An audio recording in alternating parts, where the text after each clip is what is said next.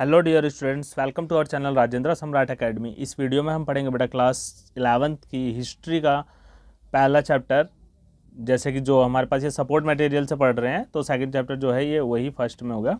ठीक, कला लेखन कला और शहरी जीवन। ठीक है ना, यहाँ से स्टार्ट करेंगे। ये सपोर्ट मटेरियल है जो आपका 2023 वाला है, लेटेस्ट वाला, उसमें से पढ़ाया जा रहा है। वन शॉट में सारी रिवीजन इसकी हो जाएगी, तो टाइम ज़्यादा ना लेते हुए स्टार्ट करते हैं वीडियो। इसमें दिया है मेसोपोटामिया। मेसोपोटामिया आजकल इराक गणराज्य का हिस्सा है। जो मेसोपोटामिया है, ये सभ्यता है, वो आज इराक में है। ठीक है ना, और ये मेसोपोटामिया यूनानी वर्ड है। ठीक है, मैसोस मतलब मध्य और पोटेमोस मतलब नदियाँ। ठीक है, जिसमें से दो, अब ये मेसोपोटामिया जो बना है ये मध्य का भाग है। जैसे कि एक नदी इधर से आ रही है, एक नदी इधर ये बीच का हिस्सा है। ठीक है, तो ये हो गया मेसोपोटामिया। मेसो मतलब हो गया कि मध्य, और पोटेसोमो मतलब हो गया कि नदियाँ। अब इसमें दो नदियाँ थी, एक इधर से है, एक इधर से है। तो जिसमें से दोनों नदियों का क्या नाम दिया हुआ है, एक है दजला, दूसरी फरात। दजला और फरात के बीच की उपजाऊ भूमि, दजला और फरात नदी के बीच की जो उपजाऊ भूमि है, ठीक, वहीं पे ये सभ्यता बसी थी। मेसोपोटामिया के बारे में जानकारी देने वाले स्रोत। पुरातात्विक खोज की शुरुआत 1840 में। कैसे कैसे हुई? 1840 में इसकी शुरुआत की गई खोज की, तो पुरातात्विक विदों से। अब इसमें क्या क्या ढूंढा गया? इमारतें, मूर्तियाँ, आभूषण, कब्रें, औजार, मुद्राएं, हजारों लिखित दस्तावेज और मिट्टी की पटकाएँ। मिट्टी की पटकाएँ क्या होती हैं? स्लेट टाइप की होती हैं, उस पर वो खुदाई करके लिख देते हैं और फिर उसके बाद उसे सुखा देते हैं। तो ये मिट्टी की पटकाएँ होती थी। हज़ारों लिखित दस्तावेज यहाँ पे मिले थे। ठीक है, तो अब किसी भी सभ्यता की, जैसे कि हड़प्पा सभ्यता की जो बात करते हैं तो उसमें क्या मिला था? इमारतें मिली थी, जो भी आभूषण वगैरह, कब्रें मिली। तो इससे पता चल गया ना कि मतलब कि कौन है कौन नहीं है। दूसरी चीज़ है भौगोलिक तरीके से क्या क्या मिला इन्हें। ये भौगोलिक, अब जो भूगोल के नज़रिए से अगर देखें तो ये दिशा बता रखा है, किस दिशा में है, किस जगह। पूर्व उत्तर, हरे भरे मैदान और यच्छादित पर्वत श्रृंखला। इस सभ्यता के पूर्व उत्तर में क्या है? जैसे कि ये पूर्व हो गया और इसका उत्तर, ये इस कोने में, इस सभ्यता के इस हिस्से में क्या था कि हरे भरे मैदान थे और वृक्षादित थे। उसके बाद पर्वत श्रृंखला थी, मतलब यहाँ पे पहाड़ियाँ वगैरह थी। ऊंची भूमियाँ, स्टेपी घास के मैदान। उत्तर में क्या था यहाँ इस एरिया में? तो ये स्टेपी घास के मैदान थे। पूर्व में इधर दजला और उसकी सहायक नदियाँ, दजला नदी यहाँ पे थी, यहाँ दजला नदी बहती थी। दक्षिण में रेगिस्तानी क्षेत्र, किंतु दजला फरहात नदियों के कारण उपजाऊ। अब दो नदियाँ थी जो दक्षिण में आती थी, ये दोनों नदियों का पानी इधर आ रहा था, तो जिसकी वजह से ये उपजाऊ भूमि थी। तो ये इसका भौगोलिक एक नज़रिया पूरा दिखा दिया, मैप है। ठीक है, इन दो नदियों के कारण जो थी कि ये सभ्यता क्या थी, हरी भरी थी, और यहाँ पे जो समतल क्षेत्र था लोग वहाँ पे बसा करते थे। ज़्यादातर सभ्यताएं क्या है, समतल क्षेत्र पे ही, मैदानी क्षेत्रों में ही बसा करती थी, जहाँ पे नदियों से उन्हें पीने का पानी, मछली वगैरह सुविधाएं मिल जाया करती थी। इसके शहरीकृत दक्षिण भाग को सुमेर और अकद कहा जाता था। इसकी जो शहरी नुमा भाग थे दक्षिण में, वो क्या थे? सुमेर और अकद थे। बाद में इस भाग को बेबीलोनिया कहा जाने लगा। इसके उत्तरी भाग को असीरियाइयों के कब्जा होने के बाद असीरिया कहा जाने लगा। सुमेरियन, अकदी और अरमाइक इसकी प्रमुख भाषाएं थी। तो ये तीन इसकी भाषाएं हैं, ये इंपॉर्टेंट है। इस सभ्यता में नगरों का निर्माण 3000 ईसा पूर्व में प्रारंभ हो गया था। आज से 3000 ईसा पूर्व इसमें नगरों का निर्माण शुरू हो गया था। उरुक, उर और मारी इनके प्रसिद्ध नगर हैं। ये तीन जगहों के नाम, नगरों के नाम बता रखे हैं। उरुक, उर और मारी, ये प्रसिद्ध इसके नगर थे। यहाँ स्टेपी घास के मैदान है। कौन सी घास के मैदान है? तो स्टेपी घास के मैदान। अतः खेती की तुलना में पशुपालन आजीविका का अच्छा साधन है। ये पशुओं को चारे के लिए बहुत ज़्यादा अच्छा साधन है जो स्टेपी घास का मैदान है। अतः यहाँ कृषि, पशुपालन एवं व्यापार आजीविका के विभिन्न साधन हैं। यहाँ पे क्या है कि कृषि के अलावा पशुपालन, व्यापार भी किया जाता है, जो आजीविका के एक विभिन्न साधन हैं। खेती के अलावा भी, मतलब जैसे कि इंसान यहाँ पे कुछ और भी कर सकते हैं, तो ये पशुपालन और व्यापार किया करते हैं। यहाँ के लोग औजार बनाने के लिए कांसे का इस्तेमाल करते हैं। तो मतलब कौन सी धातु यहाँ इस्तेमाल होती थी? कांसे की धातु। ठीक है। यहाँ के उर नगर में एक स्त्री का शीर्ष मिला। एक स्त्री का शीर्ष मतलब कटा हुआ सर नहीं, सफ़ेद संगमरमर को तराश कर बनाया गया वाका शीर्ष है। ठीक है। जैसे कोई मूर्ति हमने बना दी, ठीक है, मूर्ति बना ली और उसके ऊपर ये जो इसका सर बना दिया। ठीक है। तो इसमें क्या हुआ कि ये जो गर्दन थी, यहाँ से टूट के वो मूर्ति अलग हो चुकी थी, जिसमें से सिर्फ सिर मिला था जो संगमरमर का बना हुआ था। वार्का शीर्ष जिसको कहा जाता है। श्रम विभाजन एवं सामाजिक संगठन शहरी जीवन का एक अर्थव्यवस्था की विशेषता है। शहरी जीवन में क्या था? श्रम विभाजन था, काम जैसे अलग अलग काम सबको बांटे हुए थे, सामाजिक संगठन भी थे। शहरी जीवन, अब जो शहरी जीवन का एवं अर्थव्यवस्था की विशेषता है, अर्थव्यवस्था मतलब रोजी रोजगार के लिए जैसे पैसे वैसे अच्छे से कमा सके, तो ये इनकी व्यवस्था अच्छी थी। यहाँ खाद्य संसाधन तो समृद्ध थे, परंतु खनिज संसाधनों का अभाव था। खाद्य मतलब खाने के संसाधन तो बहुत थे, यहाँ पे सुविधा बहुत थी, मतलब उपजाऊ खेती थी, लेकिन इसमें धातु वगैरह ये सारी चीज़ें बहुत कम थी। लोहा और सारी चीज़ें जो पाई जाती हैं ये इसमें बहुत कम थे, जिन्हें तुर्की, ईरान अथवा खाड़ी पार देशों से मंगाया जाता था। या तो तुर्की से मंगाते थे, ईरान से मंगाते या खाड़ी पार के देशों से मंगाते थे। यहाँ व्यापार के लिए जल मार्ग द्वारा परिवहन व्यवस्था अच्छी थी। फरात नदी व्यापार के लिए विश्व मार्ग के रूप में प्रसिद्ध थी। जो फरात नदी थी वो विश्व मार्ग के लिए, मतलब आने जाने आवाजाही के लिए वो फरात नदी सबको उपयोग करते थे, व्यापार का अच्छा साधन थी। शहरी अर्थव्यवस्था में हिसाब किताब लेन देन रखने के लिए यहाँ लेखन कला का विकास हुआ। अब जैसे वहाँ पे कि हिसाब किताब करना, क्या आ रहा है, क्या जा रहा है, क्या खरीदा गया, क्या बेचा गया, उसका लेख जो करने के लिए यहाँ पे अलग से इनकी लेखन कला का विकास हुआ।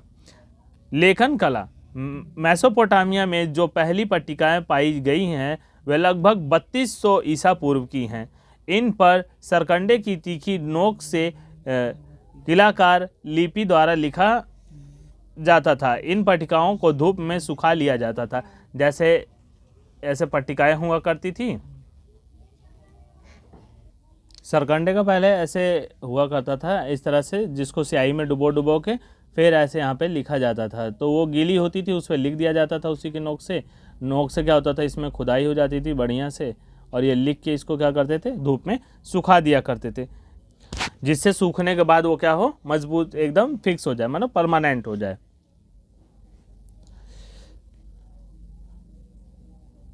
इन पट्टिकाओं को धूप में सुखा लिया जाता था। किलाकार क्यूनिफॉर्म, यह लातिन शब्द क्यूनियस जिसका अर्थ खूंटी या फॉर्मा जिसका अर्थ आकार से मिलाकर बना है। तो ये इंपॉर्टेंट है किलाकार वाला, ठीक, तो इसको भी याद रखना। मेसोपोटामिया में बहुत कम लोग पढ़े लिखे थे, चिन्हों की संख्या काफ़ी पेचीदा तथा बहुत अधिक थी। अब वहाँ जो निशान थे, चिन्ह थे, उनकी संख्या बहुत ज़्यादा थी। पढ़े लिखे ज़्यादा नहीं थे तो चिन्ह बहुत ज़्यादा थे, तो चिन्ह को देख के वो समझ लिया करते। 1400 ईसा पूर्व से धीरे धीरे अरामाइक भाषा का प्रवेश हुआ। यह 1400 ईस्वी से धीरे धीरे अरामाइक भाषा का प्रवेश हुआ। यह हिब्रू भाषा से मिलती जुलती थी।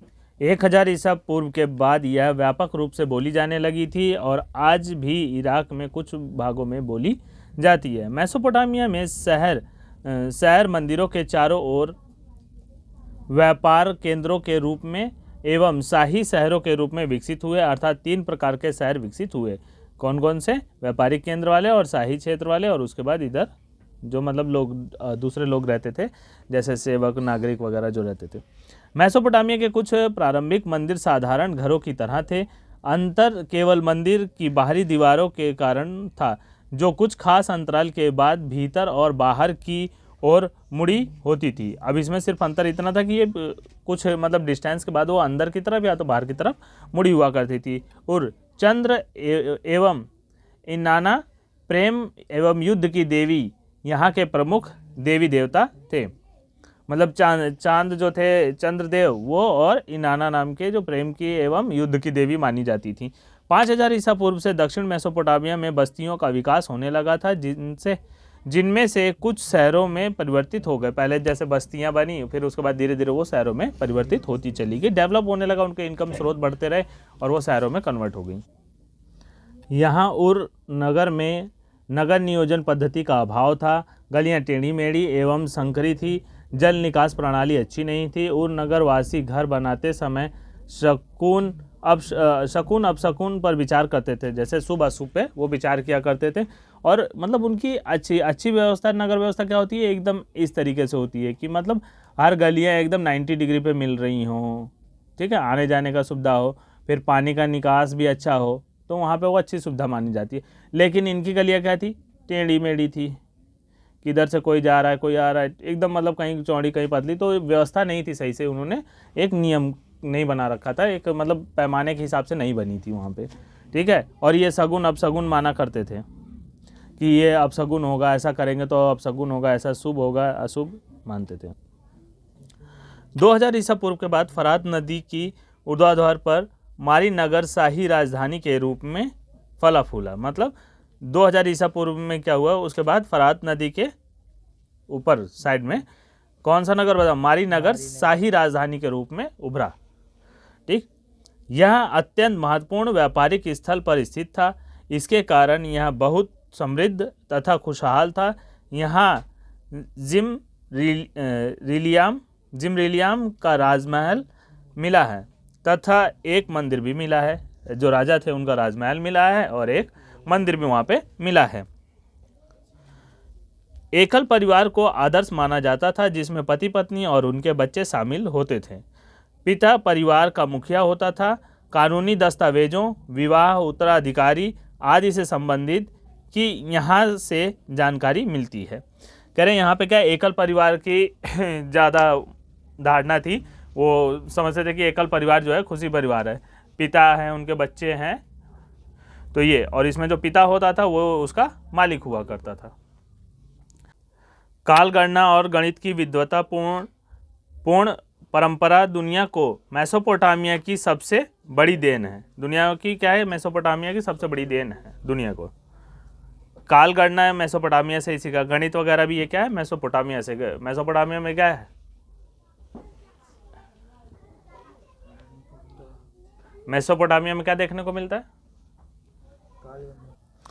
काल गणना और गणित की विद्वता पूर्ण परंपरा दुनिया को मेसोपोटामिया से ही मिली है, मेसोपोटामिया की सबसे बड़ी देन है।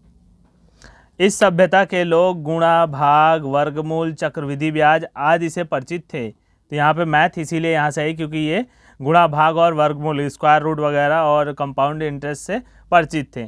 काल गणना के लिए यहाँ के लोगों ने एक वर्ष का 12 महीने में, एक महीने का 4 हफ्तों में, एक दिन का 24 घंटे में तथा एक घंटे को 60 मिनट में विभाजन कर दिया था। इन्हीं लोगों ने विभाजन किया था।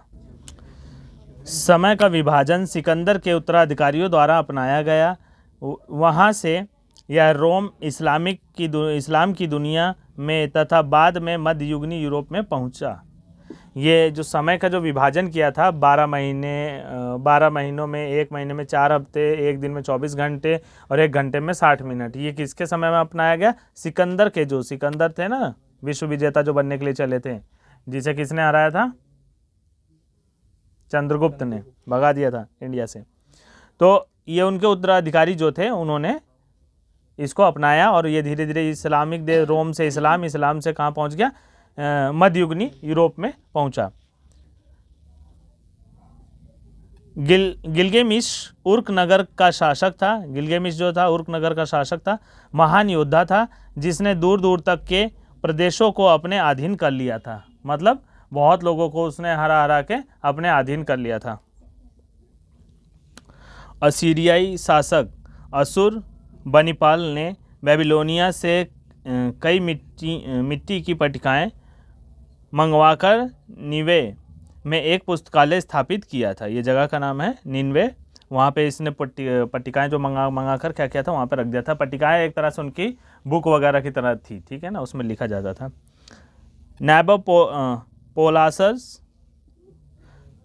नेबोपोलासर ने 625 ईसा पूर्व में बेबीलोनिया में असीरियाई आधिपत्य से मुक्त करा दिया था। ठीक है, असीरिया के आधिपत्य से इन्हें क्या किया था, आज़ाद करा दिया था इसे।